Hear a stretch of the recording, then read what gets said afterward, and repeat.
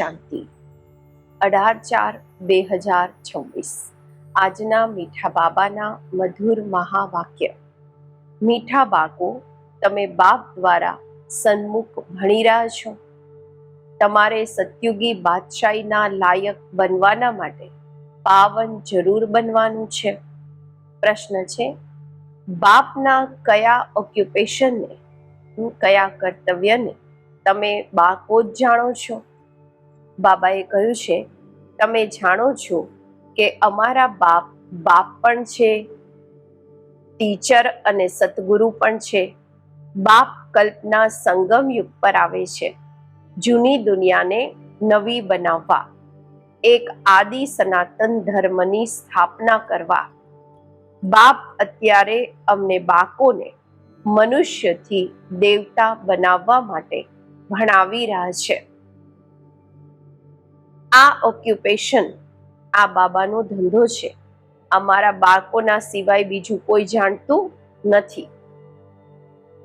ઓ ગીત છે, ભોલેનાથ સે નિરાલા કોઈ और नहीं, ऐसा बिगड़ी बनाने वाला कोई और नहीं. ઓમ શાંતિ. ઓમ શાંતિનો અર્થ તો બાળકોને વારંવાર સમજાવ્યો છે. ઓમ એટલે હું આત્મા છું અને મારું આ શરીર છે. શરીર પણ કહી શકે છે કે મારી આ આત્મા છે. જેમ શિવ બાબા કહે છે, તમે મારા છો.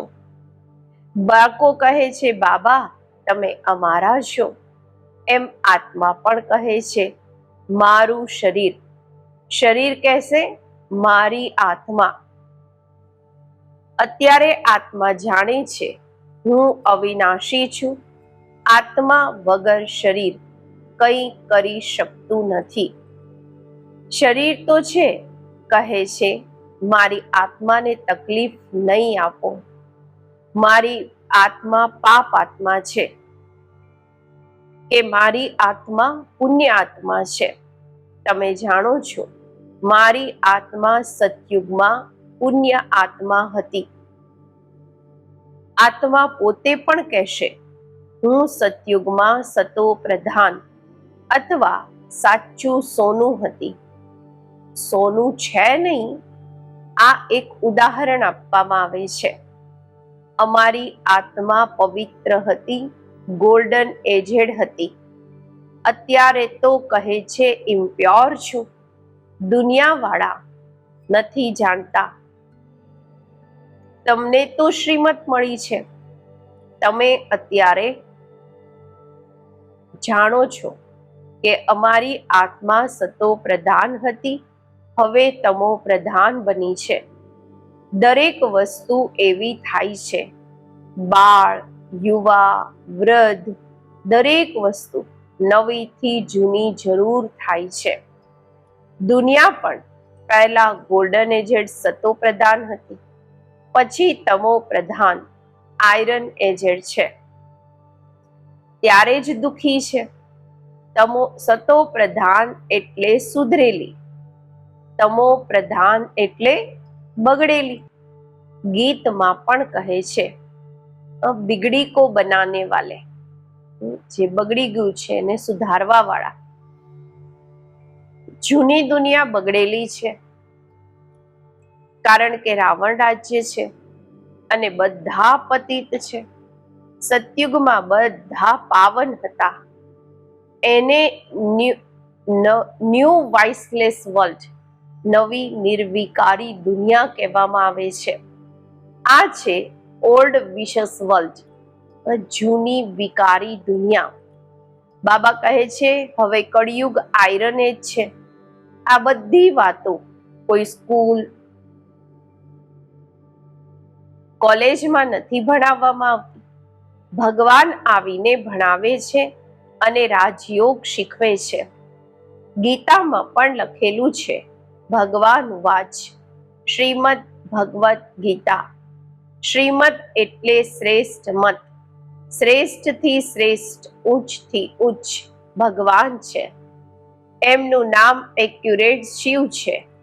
રુદ્ર જયંતી કે રુદ્ર રાત્રિ ક્યારેય નહીં સાંભળ્યું હશે. શિવ રાત્રિ કહે છે. શિવ તો નિરાકાર છે.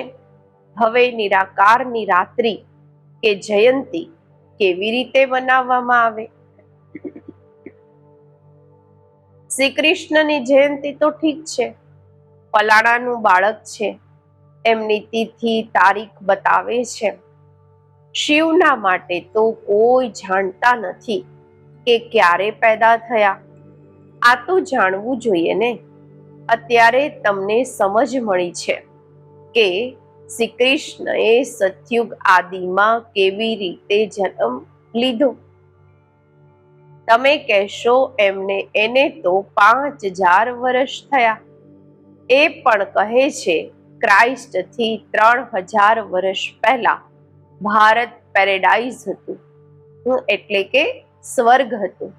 ઇસ્લામીઓની આગળ ચંદ્રવંશી, એમની આગળ સૂર્યવંશી. ઇસ્લામીઓ આવ્યા એમની પહેલા હતા ચંદ્રવંશી, ચંદ્રવંશીઓની પહેલા હતા સૂર્યવંશી. શાસ્ત્રોમાં સતયુગને લાખો વર્ષ આપી દીધા છે.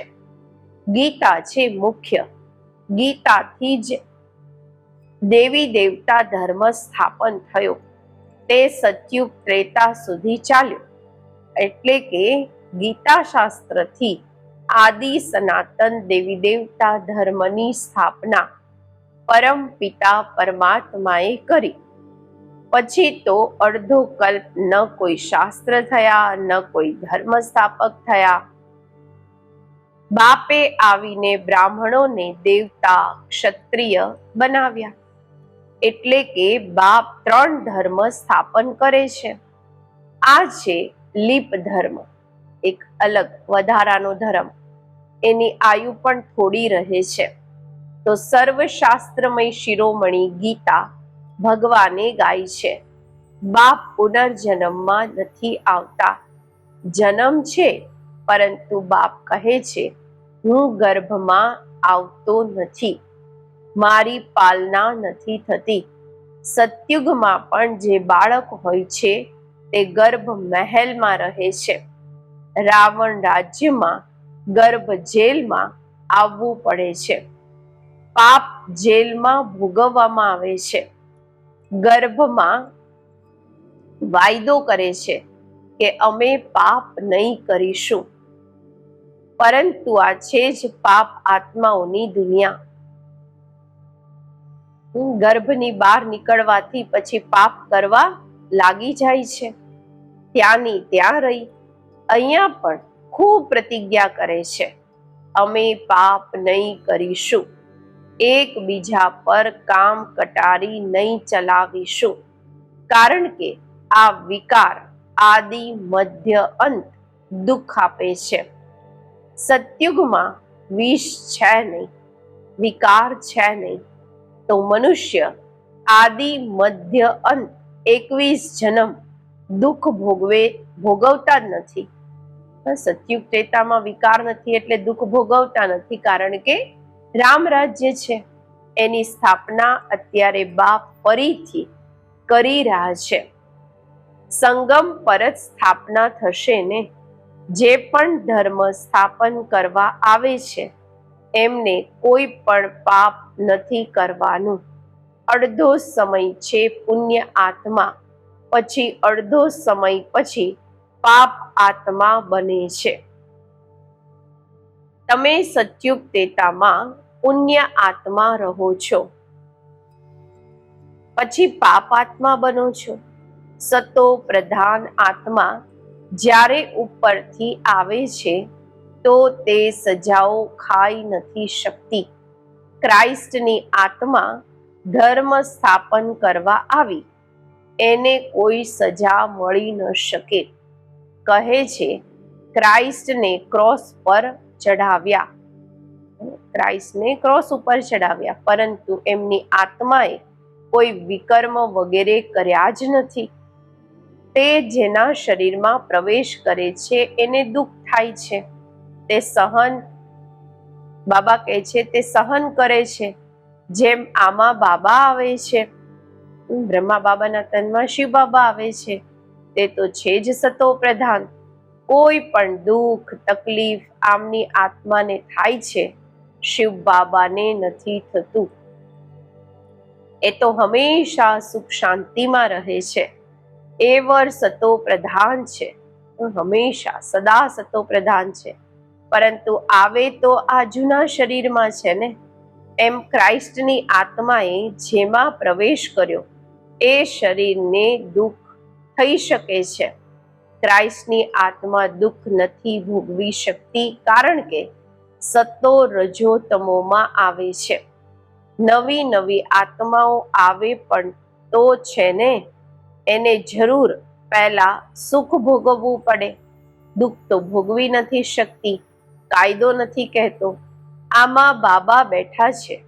કોઈ પણ તકલીફ આમને થાય છે, બ્રહ્મા બાબાને થાય છે, ન કે શિવ બાબાને. પરંતુ આ વાતો તમે જાણો છો, બીજા કોઈને ખબર નથી. આ બધું રહસ્ય અત્યારે બાપ બેસીને સમજાવે છે. આ સહજ રાજયોગથી જ સ્થાપના થઈ હતી. પછી ભક્તિ માર્ગમાં આ વાતો ગાવામાં આવે છે. બાબા આજ કહે છે, આ સંગમ પર જે કંઈ થાય છે તે ગાવામાં આવે છે. ભક્તિ માર્ગ શરૂ થાય છે તો પછી શિવ બાબાની પૂજા થાય છે. પહેલા પહેલા ભક્તિ કોણ કરે છે? તે લક્ષ્મી નારાયણ. જ્યારે રાજ્ય કરતા હતા તો પૂજ્ય હતા. પછી વામ માર્ગમાં આવી જાય છે, વિકારી માર્ગમાં આવી જાય છે, તો પછી પૂજ્યથી પૂજારી બની જાય છે.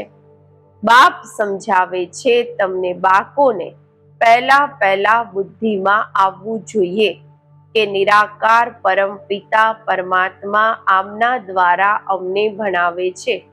એવી બીજી કોઈ જગ્યા આખા વર્લ્ડમાં હોઈ ન શકે જ્યાં એવું સમજાવતા હોય.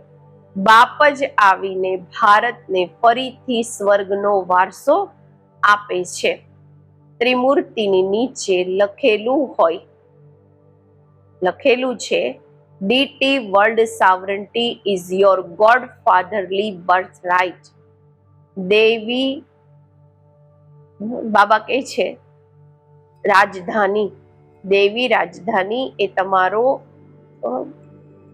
જન્મસિદ્ધ અધિકાર છે. પરમાત્મા જન્મસિદ્ધ અધિકાર છે. ત્રિમૂર્તિની નીચે લખેલું છે. શ્રી બાબા આવીને તમને બાળકોને સ્વર્ગની બાદશાહીનો વારસો આપી રહ્યા છે, લાયક બનાવી રહ્યા છે. તમે જાણો છો, બાબા અમને લાયક બનાવી રહ્યા છે. અમે પતિત હતા ને એટલે પાવન બનાવે છે. પાવન બની જઈશું પછી આ શરીર નહીં રહેશે. રાવણ દ્વારા અમે પતિત બન્યા છીએ. પછી પરમપિતા પરમાત્મા પાવન બનાવી પાવન દુનિયાના માલિક બનાવે છે. બાબા કહે છે, એ જ જ્ઞાનના સાગર પતિત પાવન છે. તે નિરાકાર બાબા અમને ભણાવી રહ્યા છે. બધા તો ભેગા નથી ભણી શકતા. સન્મુખ તમે થોડા બેઠા છો, બાકી બધા બાળકો જાણે છે કે અત્યારે શિવ બાબા બ્રહ્માના તનમાં બેસી સૃષ્ટિના આદિ મધ્ય અંતનું નોલેજ સંભળાવતા હશે. તે મુરલી લિખત દ્વારા આવશે, લખાઈને આવશે. બીજા સત્સંગોમાં એવું થોડી સમજે છે. આજકાલ ટેપ મશીન પણ નીકળી છે, એટલે ભરીને મોકલી દે છે, રેકોર્ડ કરીને મોકલી દે છે. બાબા કહે છે, તે કહેશે ફલાણા નામવાળા ગુરુ સંભળાવે છે. બુદ્ધિમાં મનુષ્ય જ રહે છે. અહીંયા તો તે વાત છે નહીં. આ તો નિરાકાર બાપ નોલેજફુલ છે. મનુષ્યને નોલેજફુલ નથી કહેવામાં આવતા. ગાય છે, ગોડ ફાધર ઇઝ નોલેજફુલ. ભગવાન બાપ એ જ્ઞાનના સાગર છે. પીસફુલ, બ્લિસફુલ, એ તો એનો વારસો પણ જોઈએ ને.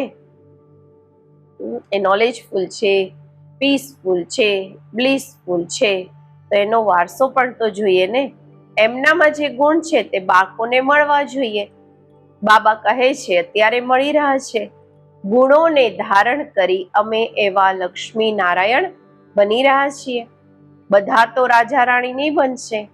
ગાવામાં આવે છે રાજા રાણી વજીર, ત્યાં વજીર પણ નથી રહેતા. મહારાજા મહારાણીમાં પાવર રહે છે. જ્યારે વિકારી બને છે ત્યારે વજીર વગેરે હોય છે. આગળ મિનિસ્ટર વગેરે પણ નહીં હતા. ત્યાં તો એક રાજા રાણીનું રાજ્ય ચાલતું હતું. એને વજીરની શું જરૂર? રાય લેવાની જરૂર જ નથી, જ્યારે કે પોતે માલિક છે. આ છે હિસ્ટ્રી જ્યોગ્રાફી. પરંતુ પહેલા તો ઉઠતા બેસતા આ બુદ્ધિમાં આવવું જોઈએ કે અમને બાપ ભણાવે છે, યોગ શીખવે છે, યાદની યાત્રા પર રહેવાનું છે. અત્યારે નાટક પૂરું થાય છે. અમે બિલકુલ પતિત બની ગયા છીએ, કારણ કે વિકારમાં જાય છે.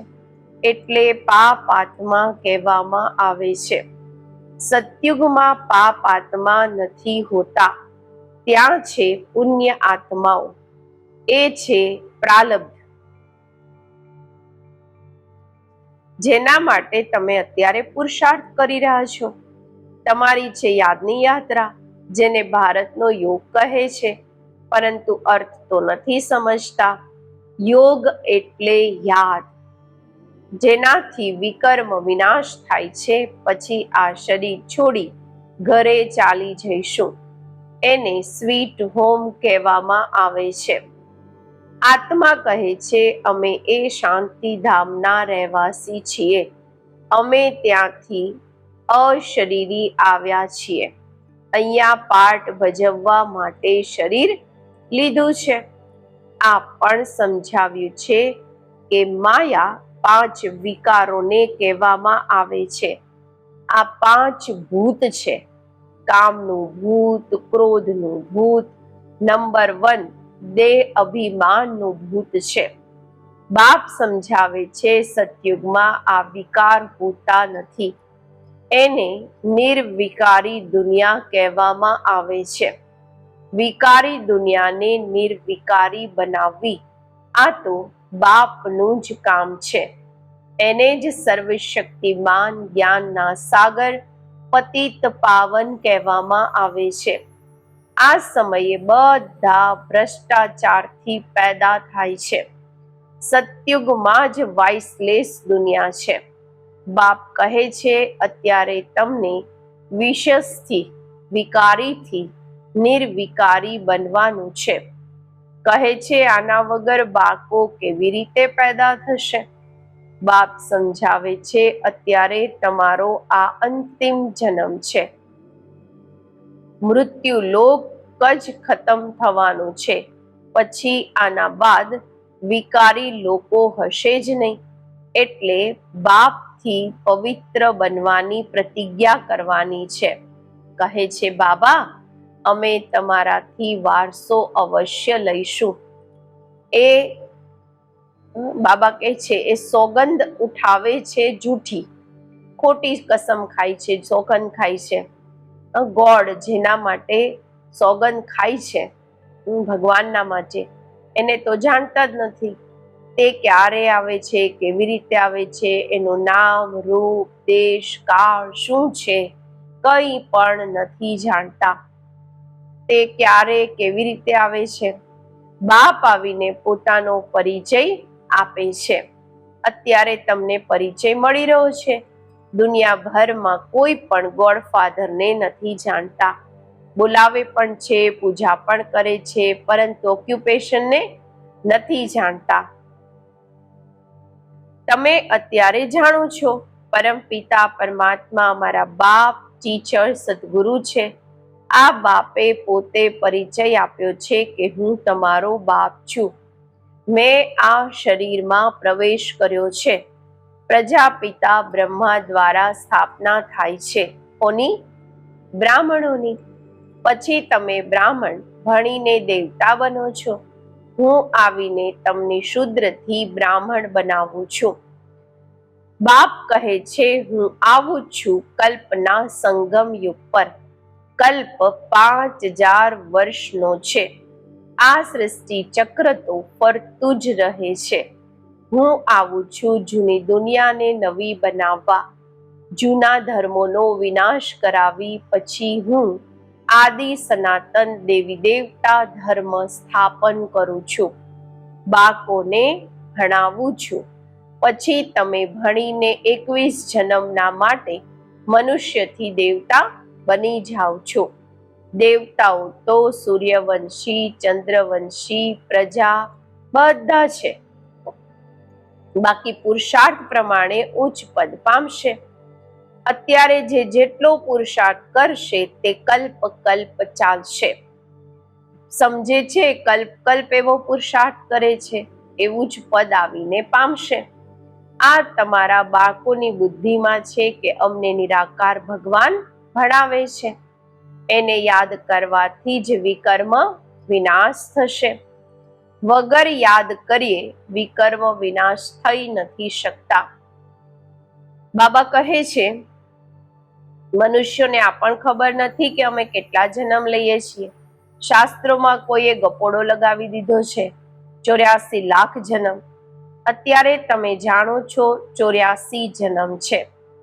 આ અંતનો જન્મ છે. પછી અમારે સ્વર્ગમાં જવાનું છે. પહેલા મૂળ વતનમાં આવીને પછી સ્વર્ગમાં જઈશું. અચ્છા, મીઠા મીઠા સિકીલધા બાળકો પ્રત્યે માત પિતા બાપ દાદાના યાદ પ્યાર અને ગુડ મોર્નિંગ. રૂહાની બાપના રૂહાની બાળકોને નમસ્તે. આપણે રૂહાની બાળકોના રૂહાની બાપને નમસ્તે. ધારણા માટે મુખ્ય સાર. બાપથી જે પવિત્ર બનવાની પ્રતિજ્ઞા કરી છે એના પર પાક્કું રહેવાનું છે. કામ ક્રોધ વગેરે ભૂતો પર વિજય અવશ્ય પ્રાપ્ત કરવાની છે. બીજું, ચાલતા ફરતા દરેક કાર્ય કરતા બાબા કહે છે ભણાવવા વાળા બાપને યાદ રાખવાના છે. હવે નાટક પૂરું થઈ રહ્યું છે એટલે આ અંતિમ જન્મમાં પવિત્ર જરૂર બનવાનું છે. આજનું વરદાન: સર્વ ખજાનાઓથી ભરપૂર બની પોતાના ચહેરા દ્વારા સેવા કરવા વાળા સાચા સેવાધારી ભવ. જે બાળકો સર્વ ખજાનાઓથી સદા સંપન્ન કે ભરપૂર રહે છે એમના નયનો કે મસ્તક દ્વારા ઈશ્વરીય નશો દેખાય છે. એમનો ચહેરો જ સેવા કરે છે. બાબા જેમના પર વધારે અથવા ઓછું જમા થાય છે એ પણ એમના ચહેરાથી દેખાય છે. જેમ કોઈ ઊંચા કુળનું હોય છે તો એમના ચહેરાથી તે ઝલક અને પલક દેખાવામાં આવે છે. એમ તમારી સુરત દરેક સંકલ્પ દરેક કર્મને સ્પષ્ટ કરે ત્યારે કહીશું સાચા સેવાધારી. સ્લોગન છે: સમય અને સંકલ્પના ખજાનાની બચત કરી જમાનું ખાતું વધારો. અવ્યક્ત ઇશારા: મહાન બનવા માટે મધુરતા અને નમ્રતાના ગુણને ધારણ કરો. જ્યારે એકબીજાને મીઠાઈ ખવડાવો છો એમાં મુખ થોડો સમય માટે મીઠું થાય છે, પરંતુ સ્વયં જ મીઠા બની જાઓ. મુખમાં સદા જ મધુર બોલ રહે.